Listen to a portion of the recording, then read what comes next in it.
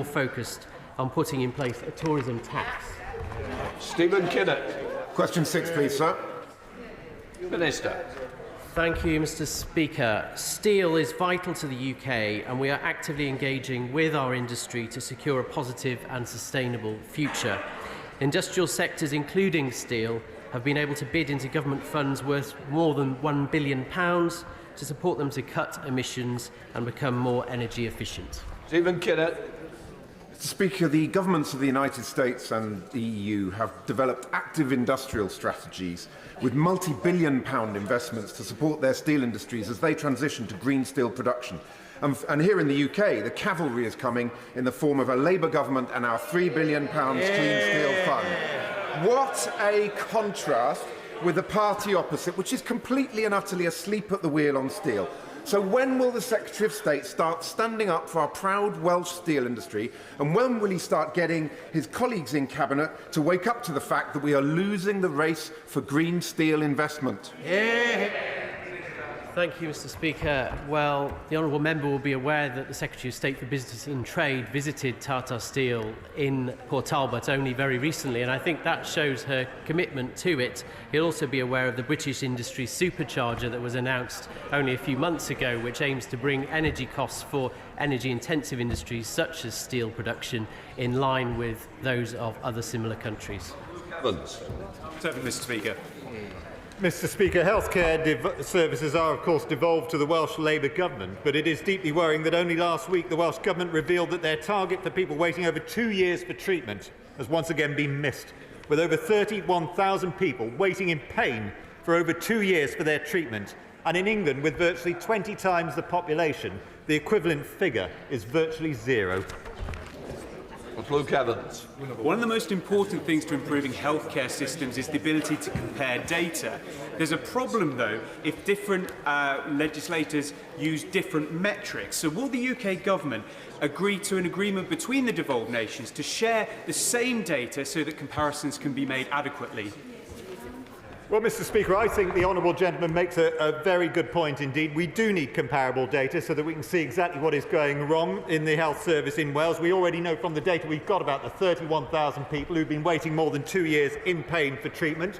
We know that the Welsh Government have a copy of a report, the EY report into what's gone wrong in Betsy Cadwaladr Trust, a report which they are sitting on and trying to hold secret because it points out that over £100 million was misspent whilst by the Health Board under the control of a Welsh Labour government. Samantha Dixon. Question number 8, Mr. Speaker. Seriously. Mr. Speaker, I have regular discussions with Cabinet colleagues on a range of transport matters. HS2 will benefit people travelling from North Wales to London with the interchange at Crewe, providing shorter journey times for North Wales than is currently possible on the West Coast main line. Chester Station is the key that can unlock connectivity between England and North Wales. Not only is connectivity vital for thousands of rail users, but also for businesses on both sides of the border and beyond. Will government commit to the rapid electrification of the North Wales train line, which will transform the North Wales and Cheshire regional economy? Well, Mr. Speaker, I think that's one of the best questions I've heard from anyone on the opposite benches so far this morning. Yes, I think that electrification of the North Wales coastline would be a very good idea, or certainly improvements would be. As the honourable lady will be aware, there are various improvements to the Welsh railway structure being discussed at the moment in ARNEP, and I look forward to ARNEP being published shortly. Alexander Stafford. Please, sir. Mr. Speaker, I have regular discussions with Cabinet colleagues to discuss transport links between Wales and the rest of the United Kingdom. Roads are devolved to the Welsh Labour government, and their opposition to the M4 Relief Road, and indeed to any kind of road building at all, continues to hold the Welsh economy back, a matter which is of great disappointment to myself and my Cabinet colleagues. Alexander Stafford. Thank you very much indeed, Mr. Speaker. The economy of Wales has always worked on an east-west basis. So, for example, if you're starting a journey from Bangor in the north, it takes 3 times longer to travel to Cardiff in the south than it does to Manchester or to my seat of Rother Valley. Can the Secretary of State offer an explanation then of why the Welsh Government has banned all new road development, or how that might possibly help the Welsh economy? Hear, hear. Well, Mr. Speaker, my honourable friend raises an excellent point, and the Welsh Government's response to the roads review is absolutely extraordinary. Their opposition to road building is going to hold the Welsh economy back, and I would urge the Welsh Labour Government to reconsider the impact of banning all road building on the long-term prosperity of Wales. Morgan. When he delivered his budget in 2020, the Prime Minister, who was then the Chancellor, promised a bypass by Lannymunnock and Pant in my constituency on the road that links Oswestry and Welshpool. Can the Secretary of State tell me whether that road will ever come to fruition or whether that's just another broken promise? Mr. Speaker, I didn't hear all of that question, but I think it related to the Lannymunnock bypass in mid-Wales. The fact of the matter is, Mr. Speaker, that the Welsh Labour Government will continue to receive Barnett consequentials for the road building that takes place in England, and it is a matter for the Welsh Labour Government to decide whether or not they wish to spend that money on building new roads, which is something I would like to see them do, or whether they wish to keep throwing it away on white elephants like the airport, which has lost hundreds of millions of pounds over the last few years. Steve Morgan. Question number 10, Mr. Speaker. Minister. Thank you, Mr. Speaker. With permission, I will answer questions 10 and 11 together. This government is committed to supporting the decarbonisation of Welsh industry. We have committed £20 billion over the next 2 decades to the deployment of innovative carbon capture technology, and this builds on the existing support for the HyNet cluster in North Wales and North West England, and the £21.5 million to develop the South Wales industrial cluster. Steve Morgan. Thank you, Mr. Speaker. The best way to bring down bills in the long term for businesses in Wales and across the UK is to help transition industries away from fossil fuels. That is why Labour is calling for a national wealth fund so that we can help industries like steel win the race for the future. Can the Minister tell the House specifically what steps he's taking to help heavy industry decarbonise? Well, I thank him for that question. Of course, he's aware of an array of funds that are in place to help decarbonisation. The Carbon Capture, Utilisation and Storage Infrastructure Fund, the Industrial Fuel Switching Fund, the Industrial Decarbonisation Research and Innovation Centre, the Competitive Industrial Energy Transformation Fund, and the Industrial Strategy Challenge Fund, amongst others. Order. Lesterson. But the UK is the only country in the G7 whose steel industry is currently in decline. Yeah. So why won't the government end their sticking plaster approach, match Labour's commitment to a £3 billion green steel fund, and invest in a long-term plan to decarbonise the vital steel sector in Wales? Yeah. Well, I would repeat what I said earlier, which is that the Secretary of State has visited the plant in Port Talbot very recently. She's committed to it. We do need to see an electric arc furnace. That is the way forward to protect jobs and to ensure that we have steel production in the UK.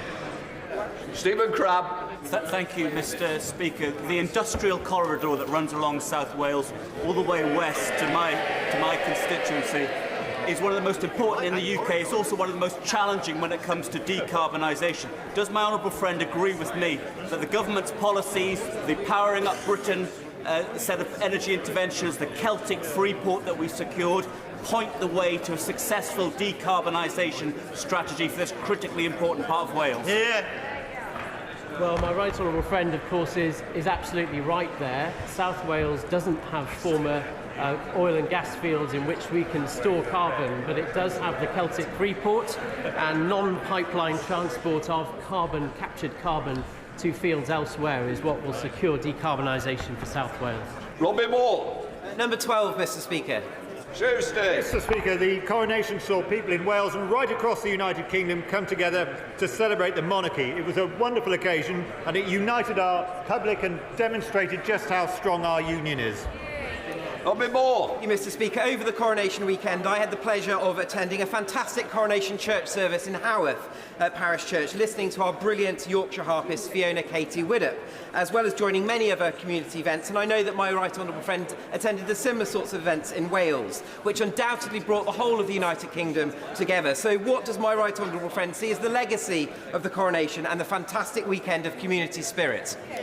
Mr. Speaker, I thought it was notable that His Royal Highness talked about the importance of service and volunteering being at the heart of the coronation and encouraged us all to take part in some voluntary work, so I was very pleased to join the residents of Hennock Village in my constituency for an afternoon of litter picking the day after the coronation, which I thought was almost as great an honour as attending the coronation itself was. Jim Shannon. Thank you, Mr. Speaker. And I thank the Minister very much for that there. The celebrations for the coronation in Wales were exceptional.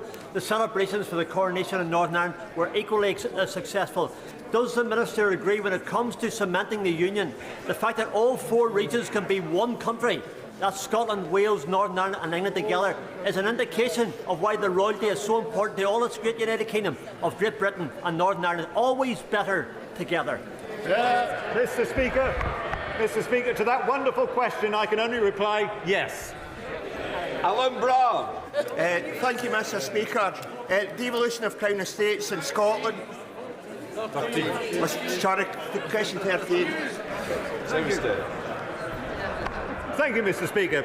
This government is committed to supporting renewable energy generation in Wales, including for the innovative tidal stream technologies at Morlais and through our flagship Contract for Difference scheme, and supporting the huge potential of our floating offshore wind industry through the £160 million in FLOMIS funding for port infrastructure. Alan Brown.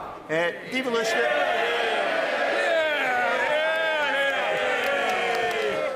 The devolution of Crown Estates in Scotland has allowed the Scottish Government to have a more coherent supply chain development for renewable energy. Now, 75% of the Welsh public want to see Crown Estates in Wales devolved so that Wales can benefit from natural resources and renewable energy. Will Westminster listen to the people of Wales, or is it in our case Westminster knows best? Yeah. Mr. Speaker, devolving the Crown Estates would actually be very risky for Wales, given the fact that at the moment the revenue spent by the UK Treasury is invested across the whole of the United Kingdom. But I can assure the honourable gentleman that this UK government will be absolutely committed to seeing renewable energy spread across the United Kingdom alongside our other priorities of halving debt, halving inflation, cutting debt, ending small votes and reducing NHS waiting lists in the areas where we're responsible for doing so. Mr. Speaker, Anglesey leads the way in renewable energy, and yet it's being let down by poor connectivity.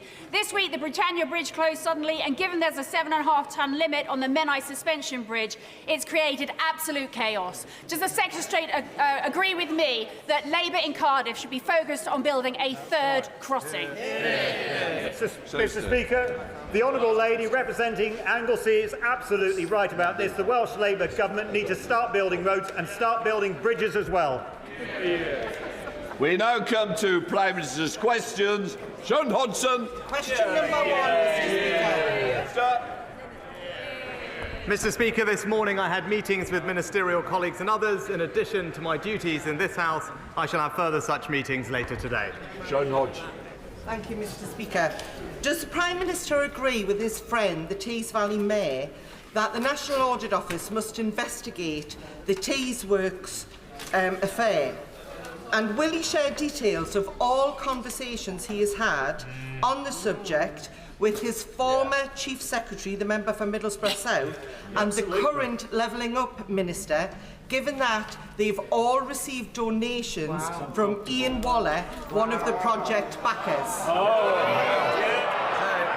Well, Mr. Speaker, Honourable friend, the Levelling Up Secretary has already announced an investigation into this matter. But what I would say, it's just the same old.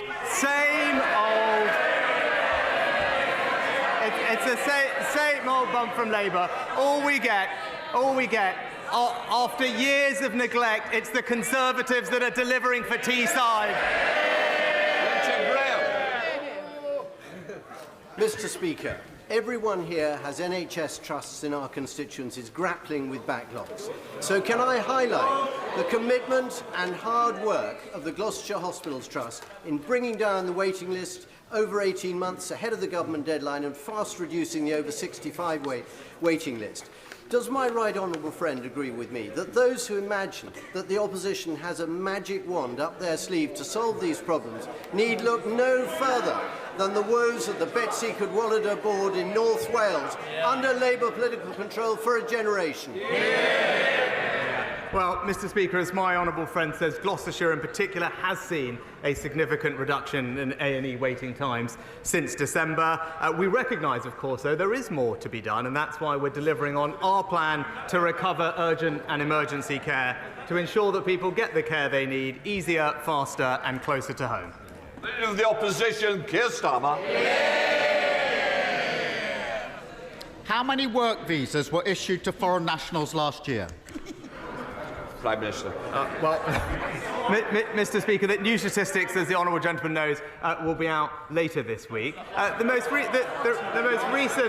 recent statistics we have, as the ONS said at the time, contained a set of unique circumstances, including welcoming many people here for humanitarian reasons. They're not work visas. The figures are out. It's 250,000 work visas were issued last year. He knows that answer. He just doesn't want to give it. And the new numbers tomorrow are expected to be even higher. The Prime Minister stood on 3 Tory manifestos. Each one promised to reduce immigration. Each promise broken. They all stood on those manifestos as well. Why does he think his Home Secretary... Order. I'm going to hear this question. Those who don't want to hear it, we know the answer. Keir Starmer. They all stood on those manifestos. So why does he think his Home Secretary seems to have such a problem coping with points-based systems? Well,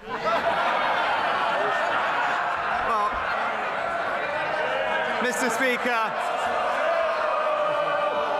And the same respect will be shown, Prime Minister. Well, Mr. Speaker, just this week we announced the biggest ever single measure to tackle legal migration, removing the right for international students to bring dependents, toughening the rules on post-study work and reviewing maintenance requirements. But what is the honourable gentleman's contribution? There are absolutely no ideas. There is absolutely no ideas, absolutely no semblance that there would be any control. Why? Because he believes in an open-door migration policy. Mr. Speaker, if anyone wants to see what uncontrolled immigration looks like, all they've got to do is wake up tomorrow morning, listen to the headlines and see what this government... Order. Mr. Bristow, I think you're going to be leaving. I'm asking you to leave now, because otherwise I'll name you. I'm not having it, and I've warned you before. It's the same people. And the same will happen on this side. Keir Starmer. Mr. Speaker, the reason they're issuing so many visas is labour and skills shortages. And the reasons there are shortages is the low-wage Tory economy. Under his government's rules, businesses in IT, engineering, healthcare, architecture, welding can pay foreign workers 20% less than British workers for years and years on end. Does he think his policy is encouraging businesses to train people here or hire from abroad? Prime Minister. Mr. Speaker, he talks about immigration, but we know his position because it turns out that Labour would actually like to see even more people coming to the UK, increasing the numbers. That's not just my view, Mr. Speaker. Those were the words of his own frontbencher who said having a target isn't sensible and that the numbers might have to go up, Mr. Speaker. So it's clear, whilst we're getting on with clamping down on legal migration, listening to the British public, he's perfectly comfortable wanting to say that he wants free movement back. Keir Starmer. Mr. Speaker, they've lost control of the economy, they've lost control of public services, and now they've lost control of immigration. And if he was serious about weaning his government off the immigration lever, he would get serious about wages in Britain and get serious about skills and training. The apprenticeship levy isn't working. It's hard to find a single business that thinks that it is. And the proof is that almost half the levy isn't even being spent. That's fewer young people getting the opportunities they need to fulfil their potential. Businesses are crying out for more flexibility in the levy so they can train up their staff. Labour would give them that. Why won't he? Mr. Speaker, it's right that we're talking about education and skills. What he failed to mention is just in the past week, what did we discover? Thanks to the reforms of the Conservative government, our young people are now the best readers in the Western world, Mr. Speaker. reforms that were opposed by the party opposite. He also talked about our record on the economy. And I am very surprised, Mr. Speaker, because I've stood here week after week when he's been so keen to quote the IMF, Mr. Speaker. He seemed to have missed their press conference yesterday, where they actually raised our growth forecast by one of the highest they've ever done, said that we've acted decisively to make sure that the economy is growing, and credited this government with having a very positive effect on future growth.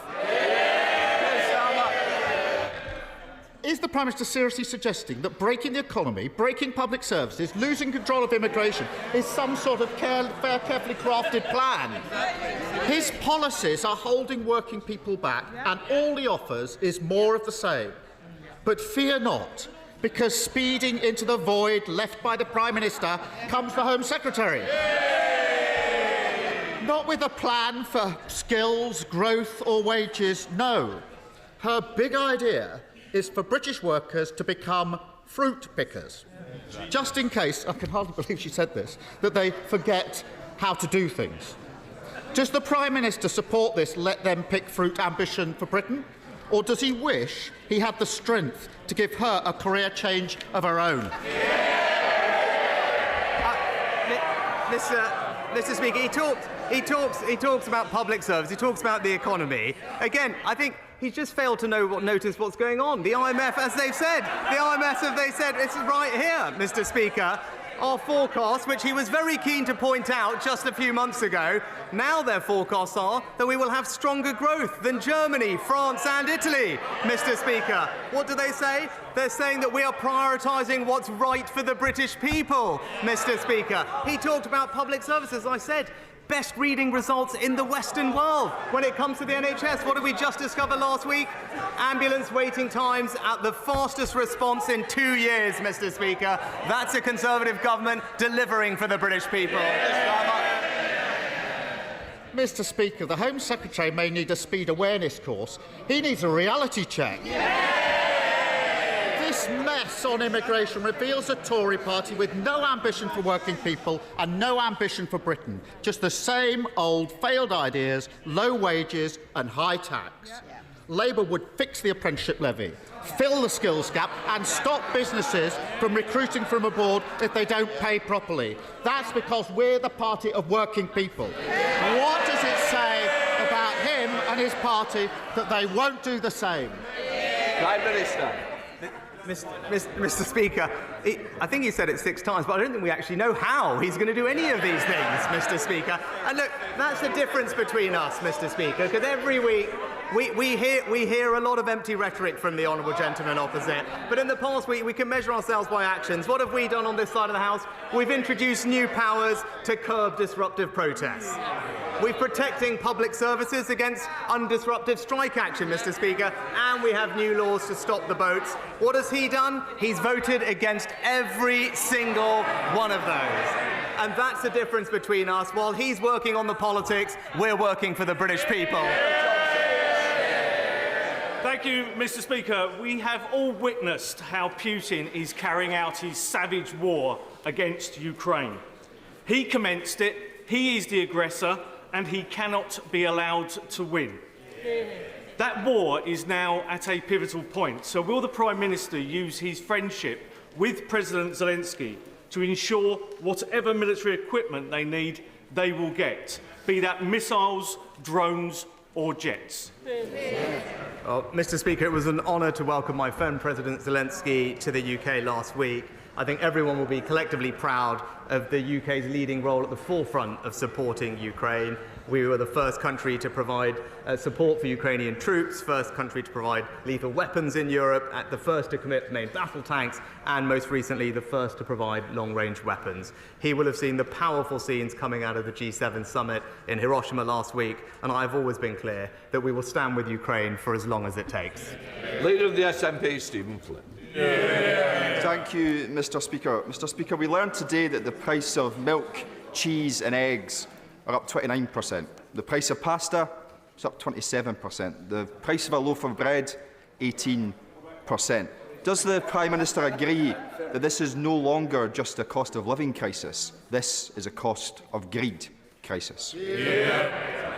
Well, Mr. Speaker, it was welcome that inflation has fallen today, but as the Chancellor said, we should not be complacent because there is more work to do. The Honourable Gentleman's right to highlight the impact of food inflation, which is too high, common here in levels that we've seen in other European countries like Sweden and Germany. We are providing significant support to help people with the cost of living, and the Chancellor has met with companies in the supermarket and food supply chain to make sure that they are doing everything they can to bring prices down. Stephen Flynn. Mr. Speaker, let's get real, because the food inflation remains at a near 45-year high. Now, yesterday the Treasury indicated that the Chancellor stands ready to act, but his actions seem to be predicated on the outcome of a review by the Consumer and Market Authority. So can the Prime Minister perhaps enlighten us? When does he expect that review to conclude? Because working families can't afford to wait much longer. Well, Mr. Speaker, honourable gentlemen will know that the CMA is independent of government, but the Chancellor did meet with them recently to discuss the situation in the grocery industry, and it will be for the CMA to make decisions on that. But we're doing everything we can to help consumers manage the challenges of the cost of living, Mr. Speaker. But if the SNP wanted to do their bit, maybe that they could reconsider their deposit return scheme, which has been, it's very clear what people have said. As people have said, it will reduce choice and increase prices for consumers. Andrew Samuel. The Primary Care Access Plan published this month is a very welcome and substantive one, and my constituents want to see rapid delivery of it. So how quickly will the government start providing the £645 million to pharmacists? And how quickly will the SAS doctors come to GP surgeries to make prompt access to primary care a reality for my constituents? Prime Minister. Well, Mr. Speaker, I thank my honourable friend for his contributions to our primary care plan. He and I both know that pharmacies already work to help many people with their health needs, and to help deliver on our priority to cut NHS waiting lists. They will be put front and centre of our primary care recovery with £645 million of additional funding. That will be released later this year as pharmacies start to provide more oral contraception, more blood pressure checks, and crucially, for 7 common ailments like ear infections or throat infections, pharmacists will now be able to provide you with the medicines that you need. Thank you, Mr. Speaker. 1/4 of the population of Northern Ireland are on a health waiting list. Our workers are on strike for fair pay, and our public finances are in a mess. Will he give a commitment that the Treasury will immediately begin work on a public sector rescue package so we can transform the health service and ensure that our public sector workers are given a decent wage? And will he join with the people of Northern Ireland, Mr. Speaker, in telling the DUP to get back to work now? Oh, Mr. Speaker, as I've been clear, I firmly believe that Northern Ireland is governed best when governed locally, and I agree wholeheartedly with him that the major challenges he raises can only be properly addressed by the restoration of the institutions. But I also understand the immediate and pressing concerns he raises, and that's why we've prioritised health in the Northern Ireland budget for this year with £20 million of more funding. And I know my honourable friend will be an important contributor to the conversations that the Secretary of State is having to embark on public service reform and restore the executive. Warburton. Thank you, Mr. Speaker. 2 weeks ago, I raised the issue of AI with the Prime Minister. Only since then, we've seen announcements from firms such as BT that tens of thousands of jobs are likely to be lost to this new technology. But many will be created too. Does the Prime Minister agree with me that we need to map the jobs and the regions that will be most affected by artificial intelligence so that we can target the skills to prepare Britons for the jobs of the future best? Well, I think my honourable friend makes an excellent point, and like him, I believe that AI does have the potential to transform our economy and society, but of course it has to be introduced safely and securely. We are investing more in AI skills, not only in top-tier talent, but also enabling those from non-STEM backgrounds to access the opportunities of AI. I look forward to getting more recommendations from him for how we can strengthen our investment in skills to make sure everyone can realise the benefits that this may bring. Anna McMorran. Thank you. While the Prime Minister upgrades his local energy grid to heat his 40-foot swimming pool, hands oil and gas companies, the likes of BP and Shell, 11.4 billion in tax breaks, he scraps the energy price guarantee scheme, plunging record numbers of people into poverty. Is it just a coincidence that these same energy giants funded the Prime Minister's leadership campaign, or is he simply out of touch?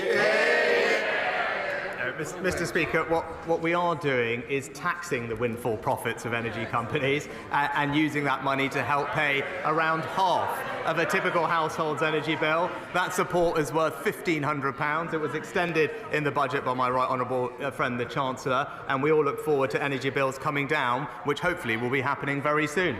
Kevin Foster. Thank you, Mr. Speaker. He will recall the commitment he gave to the Building a Brighter Future plan for major investment at Torbay Hospital back in January. Does this commitment remain unchanged? Well, I congratulate my honourable friend on his continued campaign to improve Torbay Hospital. I'm delighted to reconfirm the government's commitment to major new facilities there as part of our new hospitals programme, and I look forward to further work progressing in the months ahead. Sarah Olney.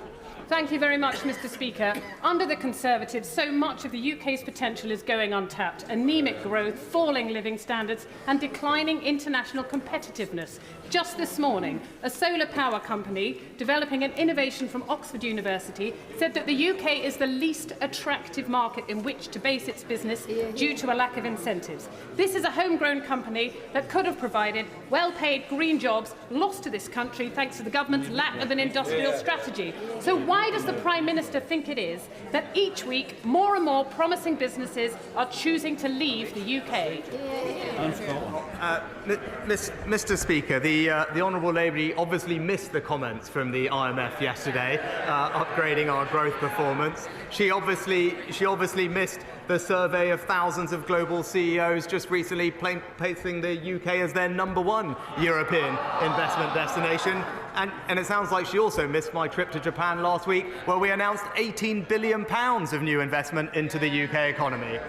Anthony Brown. Thank you, Mr. Speaker. Liberal Democrat-run South Cambridgeshire District Council is the first in the country to put its staff on a 4-day week without any reduction in pay. It's led to a reduction in services and an increase in costs. And yet last week, the Liberal Democrats decided to increase the trial to a year. Why? Because the staff were happier. And now unions are pushing to spread the 4-day working week across the public sector, something that the Taxpayers Alliance estimates will cost £30 billion. Does my right honourable friend agree with the Prime Minister, agree with me, that the public sector are here to serve the public and that the Liberal Democrats aren't working?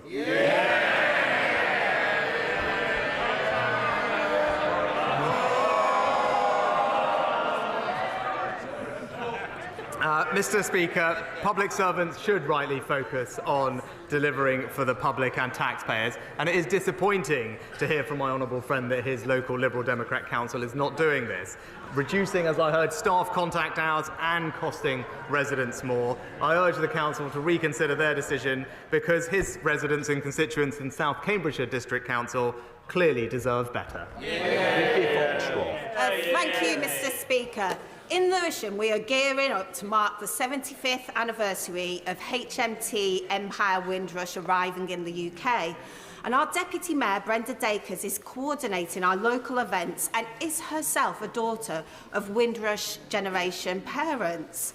Now, sadly, at the same time, she is organising advice surgeries for families who have been denied their rights and are still waiting for support from the Windrush compensation scheme 4 years after it opened. So with this landmark anniversary coming next month, will the Prime Minister commit to ensure everyone finally gets the compensation they deserve?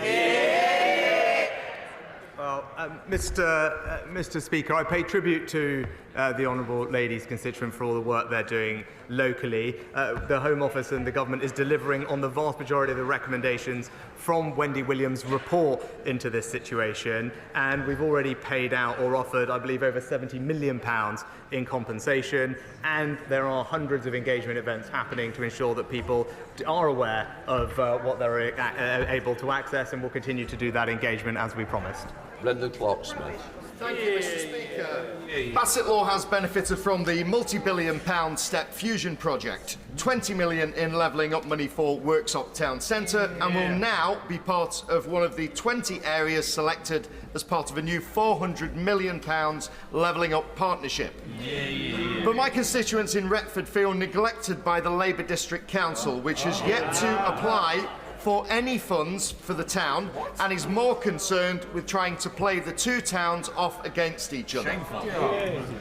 Could the Prime Minister confirm that there is no reason whatsoever why Retford cannot benefit from this latest investment, and would he accept an invitation to visit Bassetlaw to see the great impact government investment is already having in the area?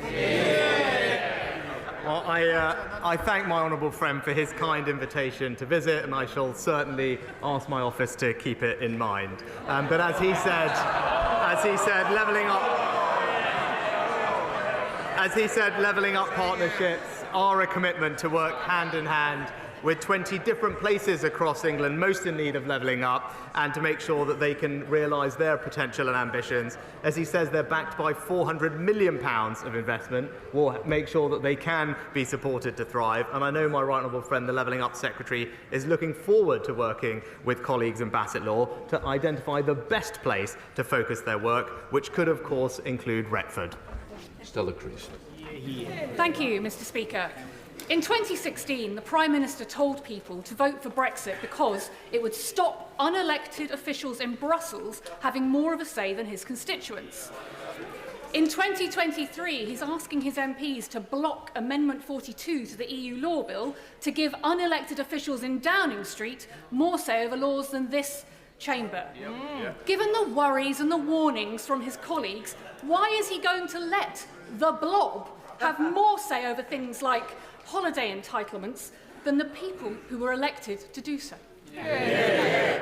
Mr. Speaker, that's just simply not the case. It's the elective government that will be making decisions about what the right regulations are for our country. And it's absolutely right that as a result of Brexit we can now do that, which is why we are repealing and reforming over 2,000 pieces of retained EU law, making sure that our statute book reflects the type of rules and regulations that are right for the British economy and will deliver growth and cut costs for consumers, and that's what our reforms do. Robin Moore. Thank you, Mr. Speaker. A key issue which has haunted Keighley for many decades is child sexual exploitation and grooming gangs. I want to see a full Rotherham-style review into child sexual exploitation across my area, but yet Bradford Council's leader and our West Yorkshire Mayor both refuse to back one, due to political correctness getting in the way, simply sweeping this issue under the carpet. So will the Prime Minister, for the sake of victims, work with me to ensure that our local leaders do the morally right thing and instigate a full Rotherham-style inquiry across the Bradford district? Well, Mr. Speaker, can I thank my honourable friend for campaigning on this? As I've said before, we shouldn't let political correctness stand in the way of keeping vulnerable girls safe or indeed holding people to account. As he knows, it's for authorities in the local area to commission local inquiries, and I have no doubt that he will continue to encourage them to do so. For the government's part, we've commissioned the relevant inspectorate to examine current policing practice in response to group-based sexual exploitation of children, and the Home Office will not hesitate to act on its recommendations when they are published this summer. The Chamberlain. Thank you, Mr. Speaker. Before I was elected, I worked for a number of years in learning and development in both the police and the private sector, and I'm sure we can all agree that training is absolutely vital to encourage innovation, creativity, but also for compliance. Given that seems to be a particular issue for the Prime Minister's Cabinet at present, will he agree to support my ministerial training standards bill that I'll be presenting later today?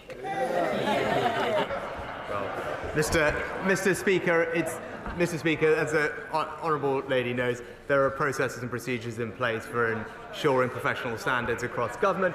With regard to training, what I am pleased we're doing is rolling out the lifelong learning entitlement, Mr. Speaker, to ensure that people at any stage in their career can get access to years of government subsidised financing, to ensure that we have a workforce that's fit to the future and everyone can realise the opportunities that are there. Steve Bryan.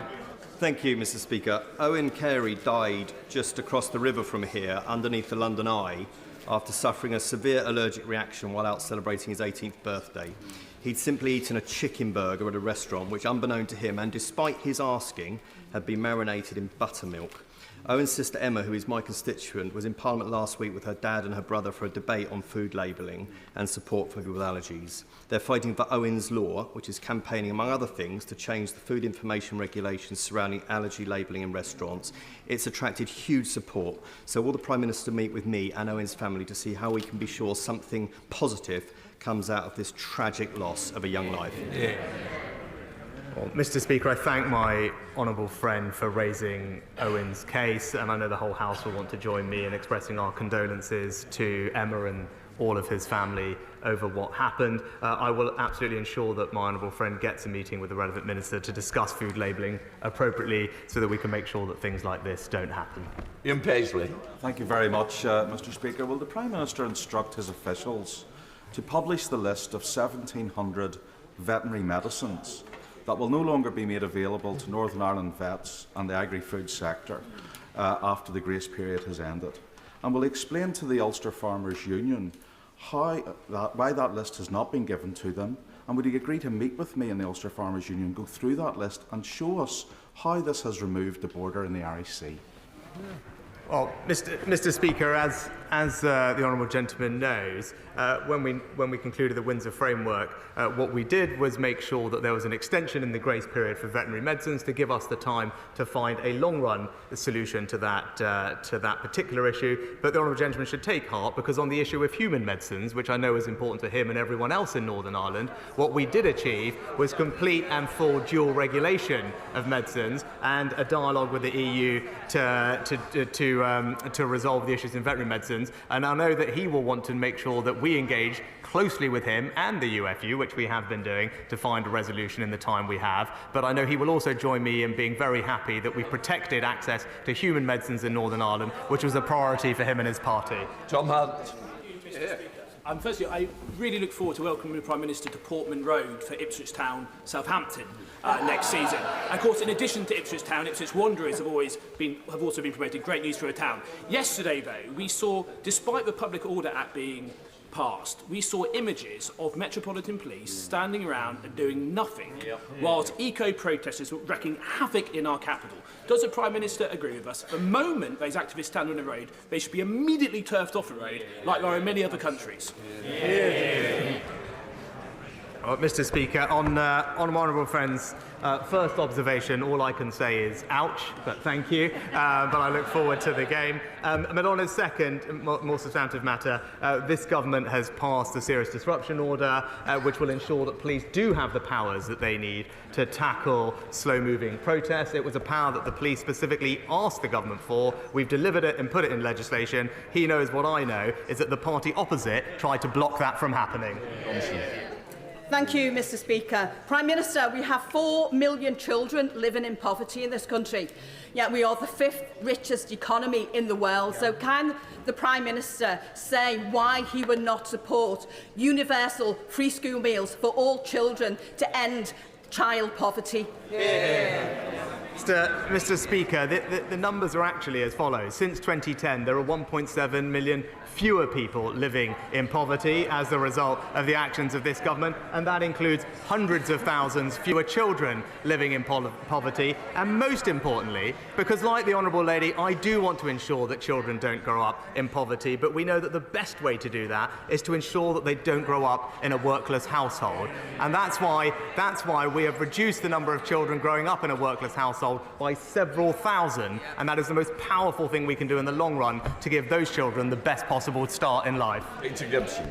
Mr. Speaker, Nancy Spencer from Darlington has raised over £35,000 for St Teresa's Hospice in the last 25 years.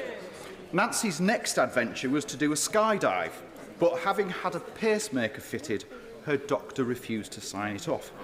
However, undeterred, my 80-year-old constituent managed to secure sign-off for a wing walk. Will my right honourable friend join me in wishing Nancy well as she takes to the skies this Saturday? Well, can I can I join my honourable friend in thanking Nancy for all her fantastic fundraising work, and of course wish her the best of luck for Saturday. I do wonder if my honourable friend will be joining her, and in particular many of my own constituents use St Trees Hospice over the years, so I know what fabulous work it does. But more generally, the hospice sector supports more than 300,000 people with life-limiting conditions in the UK every year, and I pay tribute to all the staff and volunteers working in palliative and end-of-life care for the incredible work they do. Mr. Speaker, does the Prime Minister agree that it's completely inappropriate for schools to encourage young people under the age of 18 to socially transition, for example by changing their names and their pronouns? All this is going on without parental consent or even knowledge, in breach of parents' human rights. Will the Prime Minister instruct the Department of Education to order schools to stop indoctrinating our children and to concentrate on their duty of care to protect them? Well, Mr. Speaker, I've been very clear that when it comes to matters of sexual education and PHSC, it is absolutely right that schools are sensitive in how they teach those matters and that they should be done in an age-appropriate fashion. The Department for Education is currently reviewing the statutory guidance and curriculum that goes to schools so we can tackle this particular issue, because there have been cases raised with the government and others where this has not been the case. I don't think that's acceptable. We must protect our children, and that's what our new guidance will do. Thank you, Mr. Speaker. Last year, the independent members of the Betsy Cadwallader Health Board in North Wales became so concerned about the board's finances that they arranged for Ernst & Young to produce a forensic accountancy report which revealed serious misconduct on the part of several senior board executives, including a conspiracy to falsify accounts. Astonishingly, the response of the Labour Welsh Health Secretary to this scandal was to demand the resignation of those independent board members, while almost all the senior executives in question have been allowed to remain in post, many of them drawing six-figure salaries. Does the Prime Minister agree that this disgraceful state of affairs should be investigated by the police, and does he further agree that it demonstrates why Labour are unfit to run important public services in any part of our country? Well, Mr. Speaker, as my right honourable friend knows, I am deeply worried about the Betsy Cadwallader Hospital in Labour-run North Wales. It has been, as he said, in special measures for 6 of the last 8 years, and as he remarked, the official audit said there was worrying dysfunctionality. I do hope this issue is investigated properly, and I believe my honourable friend is in contact with the Secretary of State for Wales to take this further. Mr. Speaker, working people are barred from receiving legal aid if they earn £12,750 a year. So why is the Prime Minister forcing the British public to foot the bill, which I think is currently £250,000 plus, for the Right Honourable Member for Uxbridge and South Rushlips alleged lying inquiry? Why can't he stand up for the British people? Is it because he's too weak? Mr. Speaker, it's actually a long-established process across multiple administrations that former ministers are supported with legal representation after they have left office to deal with matters that relate to their time in office. That has been the practice for many years, as I said, across multiple political administrations, both Labour and Conservative. No question, Dean Russell. Thank you, Mr. Speaker. I welcome the government's ongoing engagement to ensure that mental health is treated as equally as physical health. And of course, in my own constituency of Watford, at Watford General Hospital, we recently received about £350,000 for improvements to mental health facilities, which will help massively. But given the importance of this issue, would the Prime Minister join me in encouraging fellow colleagues from across the House to attend an event I'll be hosting for the Baton of Hope on the Terrace Pavilion at after PMQs today to raise awareness around mental health and suicide prevention? Thank you. Well, Mr. Speaker, my honourable friend is a fantastic campaigner on mental health, and I'm pleased to learn about all the work he is doing with the Baton of Hope. I'm pleased that we're also putting more government money into mental health services and taking more action on this issue than any previous government, investing an extra £2.3 billion a year, and I would encourage all colleagues to join him in attending the reception on the Terrace Pavilion. That completes Prime Minister's questions.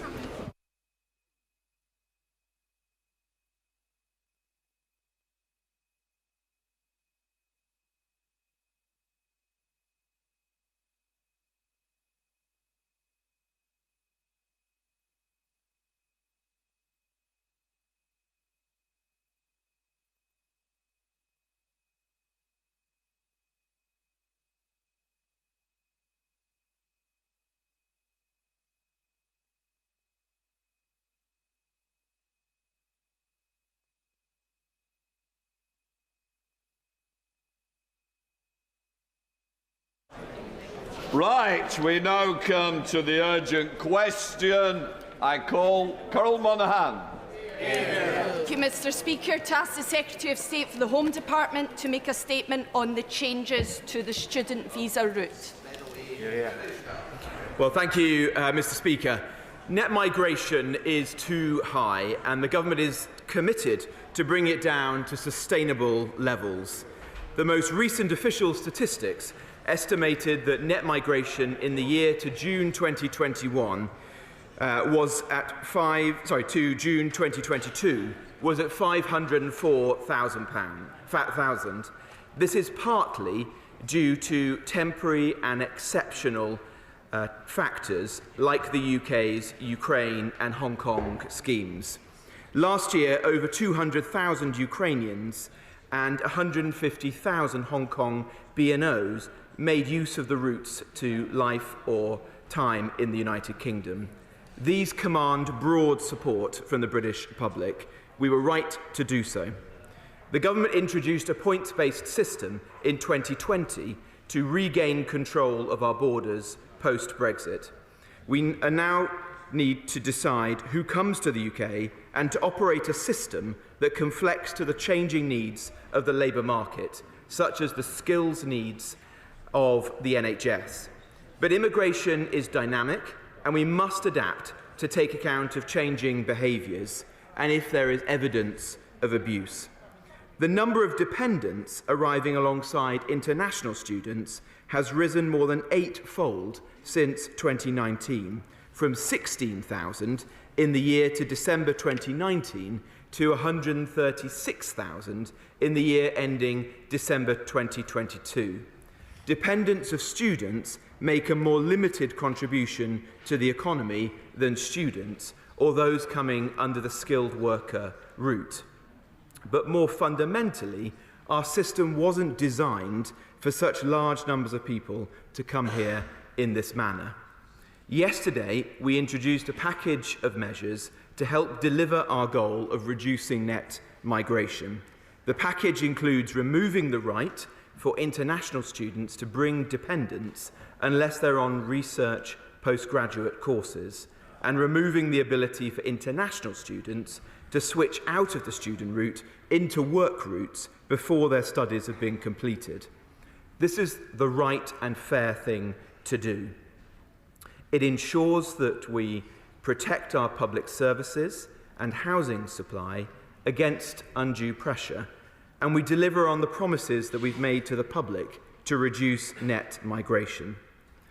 Our education institutions are world-renowned, and for good reason, and the government remains committed to the commitments in the international education strategy, including the goal of 600,000 international students coming to the United Kingdom each year. But universities should be in the education business, not the immigration business. We're taking concerted action to deliver a fair and effective immigration system that benefits our citizens, our businesses, and our economy. We're determined to get this right because it's demonstrably in the national interest. Thank you, Mr. Speaker, and I thank you for granting this urgent question. And whilst I thank the Minister for his response, it's disappointing that the Home Secretary is not here herself, or indeed that we have to ask an urgent question rather than a statement being made to the House. International students make an invaluable contribution to our economy. According to the Higher Education Policy Institute, last year They provided nearly £43 billion to the UK economy. In my constituency of Glasgow North West alone, the economic benefit was over £83 million. So first of all, I'd like to ask the Minister, what assessments have been carried out on the economic impact of this change on the university sector and indeed in university towns? International students enrich our society and they have skills which are proving ever more vital in this post-Brexit climate, which has seen the UK deprived of workers across key sectors. So with current labour shortages in healthcare, STEM, IT, to name but a few, how can the Minister fail to recognise that this policy will simply exacerbate these? The reality is that many students coming to the UK look beyond their studies and want their families to be part of that experience. Without a way for overseas students to bring their families, many will opt to go elsewhere. And any drop in international student numbers will cause further harm to universities that are already facing financial difficulties. This policy makes the Home Secretary's agenda crystal clear. She's launching an attack on migrants regardless of the benefits they bring to the UK. And in pursuing this short-sighted reactionary programme, international students are being caught in the crossfire. In Scotland, international students' contribution to university campuses and to our wider society is celebrated. But Scotland will suffer the consequences of this misjudged policy. Once again, it's indicative of how out of tune this Conservative government is with the Scottish people. So if this government is insistent in pursuing their hostile environment, will they now accept that Scotland's needs and Scotland's wants are different to theirs? Finally, Mr. Speaker, will the government now devolve immigration powers to the Scottish Parliament to allow us to choose the way that benefits our communities and our society? Well, thank you, Mr. Speaker. Well, no, we won't devolve immigration policy to the Scottish Government. It's right that the UK benefits from one immigration policy, and that's the way it will always continue under this Conservative government. But I'm afraid the Honourable Lady was misguided on a number of fronts. Firstly, of course, it was this government that created the International Education Strategy. That was a strategy that set a target of attracting 600,000 international students to the UK. We've met that target 10 years early, and we're likely to exceed it this year. The action that we're taking today doesn't take away from that goal. It ensures that there are no unintended consequences. And it was never the intention of that policy to enable a very large number of dependents to come to the UK with those students. It is right that universities attract the best and the brightest, and that those who are on longer courses, such as PhDs or MPhils, can bring dependents with them. But it's not right that education is a backdoor for immigration into the country. The statistics that I quoted earlier show the very significant increases in the number of student dependents.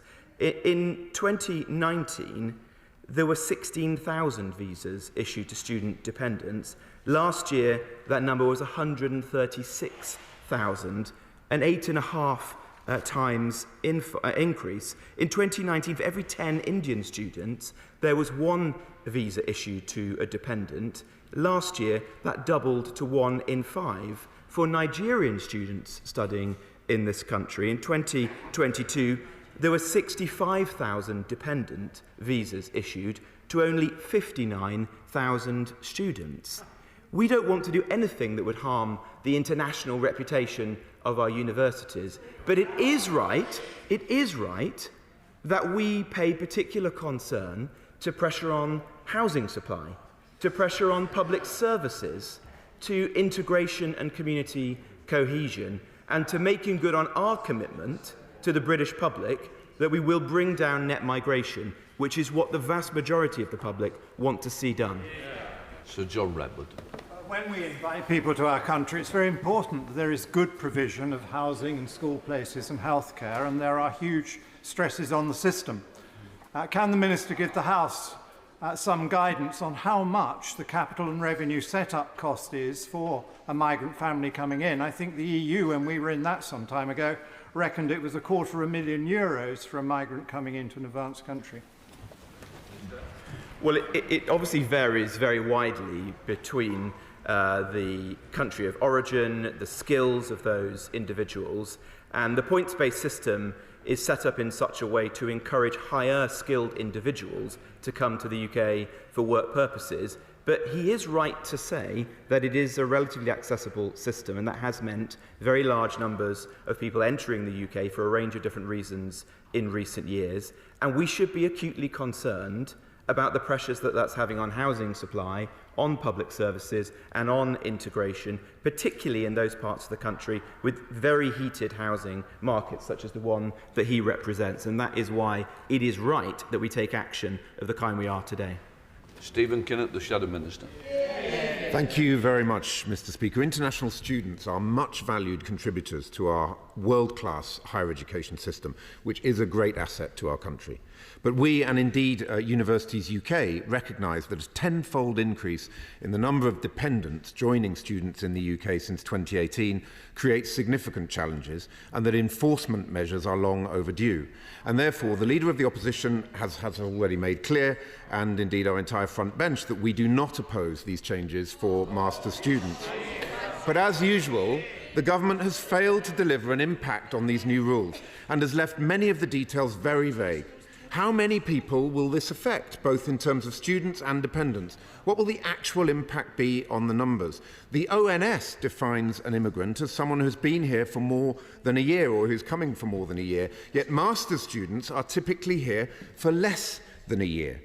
But what is clear is that dependents of students are only a fraction of the story here.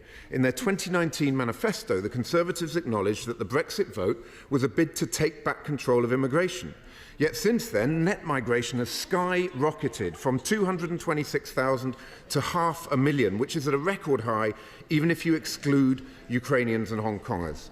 And the number of work visas has increased by 95%, a staggering figure. We're clear why this has happened. It's because for 13 years, the Conservatives have failed to train up Britain's homegrown talent to fill the million vacancies we have, and because there are 6 million people on NHS waiting lists in England alone, most of whom wish to return to the workforce. We want and expect net immigration to reduce, and we have set out plans for how we'll get more of Britain's workers trained up and back to work. And today, the Leader of the Opposition has announced that we will ditch the flawed government policy which allows businesses to undercut British workers by paying migrant workers 20% less in sectors assigned to the shortage occupation list. So will the Minister now commit to scrapping the 20% wage discount on the going rate for shortage occupations? Nothing could be clearer. The Conservatives have lost control of immigration. We, on these benches, are committed to maximising opportunities for Britain's homegrown talent. Well, I'm delighted to hear that the honourable gentleman has had a Damascene conversion to tighter border controls. Unfortunately, I don't think the British public will believe that. It is the same old Labour Party, the party that has always believed in open borders. Their own leader campaigned for the leadership of the Labour Party, saying that he wanted to defend free movement. Only the other day, the chairwoman of the Labour Party was saying that she expected migration to rise under a future Labour government. Same flip-flopping approach, same open-door policy.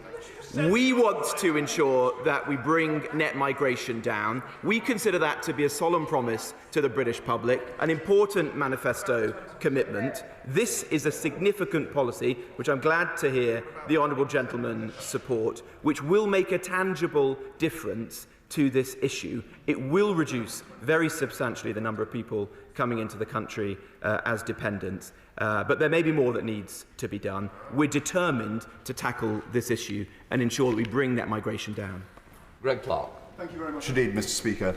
The Minister is doing a difficult job very well, and he's set out the context, and it's notable that the front bench shares that analysis. But most students are temporary visitors, and yet they're counted as, many of them, as permanent immigrants. So has my right honourable friend considered changing the definition to include in the count only those who stay? Well, I respect my right honourable friend and his deep knowledge of this area. I don't think it's helpful to change the way in which the statistics are reported. I do think that it is, you have to consider the fact that anyone coming into this country will place pressure on our housing supply, on public services, in particular if they're bringing dependents, including young children or elderly relatives, into the UK. And in the present climate, in which there's significant pressure on public services and significant pressure on housing, particularly in certain parts of the country, that is extremely important. We have seen historically that the vast majority of students leave the country and go back to their home country to continue their careers and lives. It's too early to say whether the graduate route will make a material difference to that. It may be that if individuals come to the UK to study, then spend a period of time here on the graduate route, certainly if they bring dependents, that we will start to see a significant increase in the number of people staying here, making a life in the UK and not returning home, in which case policies of this kind will become more important. SNP spokesperson Alison Douglas. Thank you very much, Mr. Speaker. Any week where universities are celebrating all that international students bring with the We Are International campaign, the Home Office is setting about undermining the UK's place in the highly competitive international education market. And I am dismayed that the Labour Party are supporting their measures today. Canada and Australia and the US must be rubbing their hands in glee, Mr. Speaker. Yet more chopping and changing, which makes the UK less attractive. Research published by HEPI last week shows that in 2021-22, the benefit to the UK from international students stood at £41.9 billion, with every single constituency on these islands seeing a benefit. And the dependents that come with them, often those husbands or wives, are working. They're not a burden to the state, and they have to pay the immigration health surcharge as well. So can I ask the Minister, what is the evidence for the policy that he's brought forward today? The written statement yesterday speaks of issues with agents and enhanced enforcement and compliance. So what data does he have to suggest that people are abusing what is already an incredibly expensive system? What equality impact assessment has he carried out? Because Universities UK International have said that restricting dependence will have a disproportionate impact on women and particular countries, incidentally those like Nigeria and India, where the market is growing. And finally, what discussions has he had with the Minister for Higher and Further Education in Scotland ahead of this announcement? And what impact assessment has he carried out on how it will affect institutions in Scotland? Well, we did think very carefully about this measure and had detailed conversations with colleagues across government, including, of course, with the Department for Education and indeed with universities. In my experience, leaders of universities understand the issue that we're grappling with here. They can see for themselves the very significant increase in the number of dependents who have come to the UK in recent years and why the government would feel the need to take action. The measures that we're putting in place today will ensure that there will still be a route for dependents to come to the UK for research courses, such as PhDs, where people will be here for a sustained period of time, but there won't be for those people here for short courses. And to give the Honourable Lady an example, last year there were 315,000 foreign master's students in the UK. These are very large numbers of individuals, and if those people were to bring dependents at scale, that does put pressure on public services and on housing in the UK. And I'm surprised that the Honourable Lady doesn't appreciate that, particularly given the state of some public services in Scotland. Thank you, Mr. Speaker. It's obviously right that when we see emerging trends in the immigration system that cause concern, that action is taken. I would, though, say if we're discussing things like net migration, we also need to be clear about factors that contribute, like, for example, British citizens returning to the UK and potentially bringing children with them, that also counts towards net migration statistics, but clearly isn't something related to immigration policy. In terms of the wider system, though, the rationale behind this move, I suspect the Minister might have wanted to announce something slightly more comprehensive today, rather than just a focus on student dependents. And would you agree that actually it's also about making sure we'd have the immigration system having the appropriate impact on the labour market and looking more widely at things like, for example, the salary thresholds we have throughout the system, as well as just this change announced today? Well, I do think the package of measures that we have announced will make a tangible difference to net migration, and taken together with the easing of exceptional factors like those Hong Kong BNO individuals coming to the UK over the next year or two, there is good reason to believe that net migration will fall and that we will be better placed to meet our important manifesto commitment. But he's right to say that it is critical that we do so if there are further measures that we consider them, and that we have to think carefully about how migration interacts with the British labour market, because it is quite wrong to perpetuate an economic model that is overly reliant on foreign labour and where people are coming here taking jobs from British workers, and we are not tackling the core issue, which is the number of economically inactive people in our country. Smith. Speaker, our higher education institutions operate in a global market, which is why universities like Lancaster University attract students from over 100 different countries, many of whom come, study and then return. Now, the Minister has raised the issue of pressure on public services, which makes me wonder who he thinks has been in charge for the past 13 years. But my question to the Minister is, what consultation has he had with universities like Lancaster about the implications for them on things like the global and league tables for universities? Well, we have given careful thought to this announcement, I said earlier, and worked closely with the Department for Education, who of course are the bridge to universities. It's important to stress that we have met the government's target of 600,000 international students 10 years early, and are likely to exceed that this year. So there's no suggestion that the number of international students is going to diminish rapidly. What we're doing is tackling a particular issue, which is an unintended consequence of earlier liberalisations, which is the very significant increase in the number of dependents following international students. I would also say that it is not healthy for British universities to become overly reliant on international students. Just a few years ago, only 5% of the income of British universities came from international students. Today it's 18% and growing. There's obviously benefits to having income from international students, but we shouldn't be overly reliant upon it. Sir Desmond Swain. When these measures have their effect, surely we will then be able to treat foreign students as the booming export that they are, rather than immigration. Well, foreign students' education of international students is an important export industry. I believe it's the 4th or 5th biggest export industry of the UK, and that's a good thing and something that is supported by the government. That's why we created the international education strategy that has proven to be so successful. But what we're doing today is ensuring that we don't see unintended consequences and unnecessary pressure on public service as a result. Alistair Carmichael. So what impact will these changes have on the number of students from overseas coming to study in British universities, and what will be the financial consequences of these changes?